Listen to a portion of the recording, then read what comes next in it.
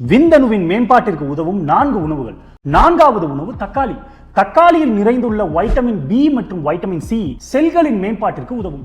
இவையில் இருக்கும் லைகோபின் என்ற anti accident விந்தணுவை DNA சேதத்திலிருந்து பாதுகாக்கும். 3வது உணவு வெள்ளைப்பூண்டு. வெள்ளைப்பூண்டில் இருக்கும் ஆலிசின் என்ற காம்பவுண்ட் ஆணுறுப்பின் இரத்த ஓட்டத்தை மேம்படுத்தி விந்தணு உற்பத்தியை பெருக்கும். இவையில் இருக்கும் செலினியம் என்ற கனிமம் ஸ்பெர்ம் மோட்டிலிட்டி, அதாவது விந்தணுவின் வேகத்தை அதிகரிக்க உதவும். 2வது உணவு மீன்.